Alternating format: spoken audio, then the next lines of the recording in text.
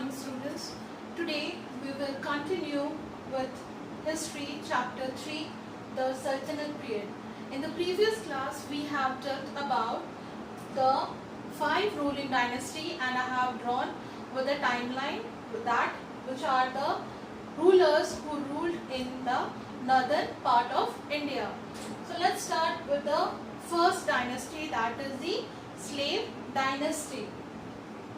The slave dynasty, the rulers were called slaves or Mamluk sultans. Here means Mamluk is an Arabic word which means owned.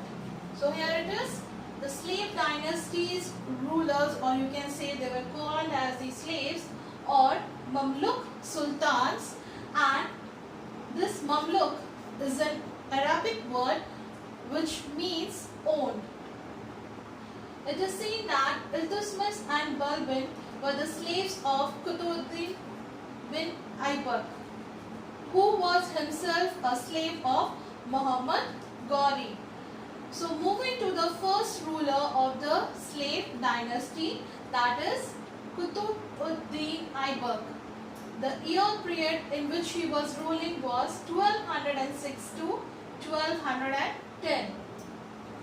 Qutbuddin bin Aybak was the first ruler of the slave dynasty. He was a slave of Muhammad Ghori. After that, Muhammad Ghori gave all the charges to Qutbuddin bin Aybak, which he has conquered, and he left to his own territory, his own kingdom. After Muhammad Ghori's death, Qutbuddin bin Aybak, he became independent ruler and started ruling his own kingdom. And it is said that he was a very kind-hearted and very generous person, and that is why he was called as the Lakh Baksh, or giver of lakhs, because he gave lot of money in charity. And why he was called as Lakh Baksh? Because he gave lot of money to the charity. So after the death of Qutbuddin bin Aybak, Iltutmish became the second ruler of slave dynasty, that is Samsuddin Iltutmish. His ruling era is 1211 to 1236.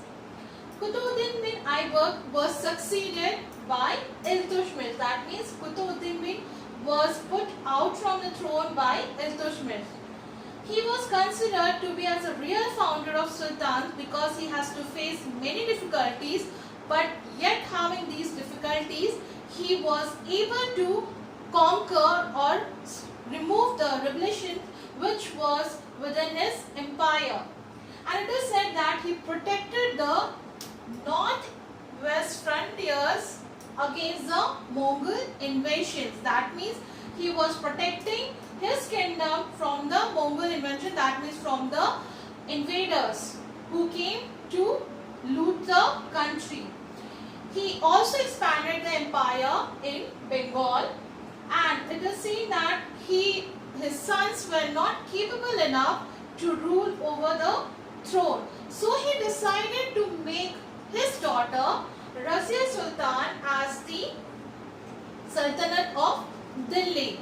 But it is seen that the nobles were not happy. So after the death of Iltutmish, he made his son Ruknuddin Firoz Shah as in his throne. He was put on his throne, but only a very few years he ruled. He enjoyed the administration, but he was not having any keen interest or looking after the administration. But later it is seen that Razia Sultan became the ruler with the help of few people in the city. Moving to the other slave dynasty, that is the Razia Sultan.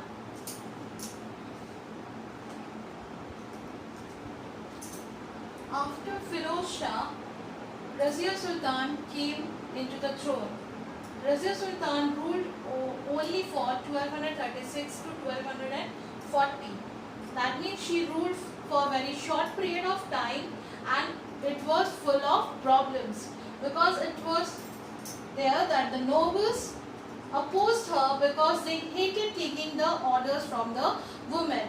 As we are well familiar that in the history, past history, the people were ruling were only the men. The women were not given the authority to rule over a country. So you can say the nobles opposed Razia Sultan because they hated taking orders from a woman, and they did not like Razia from taking the decision without consulting. That means that Razia was taking decision without consulting the nobles, which made them angry, and they nobles started plotting against her, and she was killed or died in 1240. That means you can say that Razia Sultan ruled for very few years, and she was a good ruler, a powerful ruler, but it was removed by the nobles. That means she was plotted against by the nobles and she was killed. After Razia, Nasir-ud-Din Muhammad came into the throne, that is his brother came into his throne, and he ruled only for 1246 to 1266. That means he was not so powerful, so he ruled only for few years, and afterwards he was also being removed from the throne. And after the removal, Ghiyas-ud-Din Balban, he came into existence. That means he started ruling the slave dynasty, and he ruled in 1266 to 1286.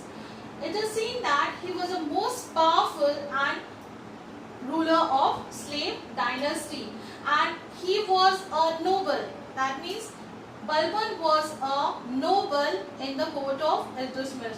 That means he was an important noble since the reign of Iltutmish, and after the death of Razia Sultan, after the removal of Nasir-ud-Din Muhammad, Balban became the slave dynasty ruler, and it is seen that he reorganized and strengthened the army, which has become very weak after the death of all the rulers, and he fought against local rulers and defeated them. He also guarded northwestern borders against Mongol invasion. That means he was a very powerful ruler because he was guiding all the invaders from coming to his own country or his own kingdom, and it was all about. So Balban was the powerful ruler in the slave dynasty, and it is seen that he wanted the people to bow down in front of them. So he introduced a Persian custom called sajda and pabos or zameen bows, which means sajda means bowing down. That means bowing in front of the king. So introduced this type of custom. Balban introduced these type of custom, Persian custom, that is sajda and pabos. That is pabos here means kissing the feet of the king. These two customs came into existence, but the people were not happy at all, and they were against Balban because they thought these two customs were served, or you can say reserved for God only. So it is seen that these were the successors of the slave dynasty. Who were there? That was many other kings were there.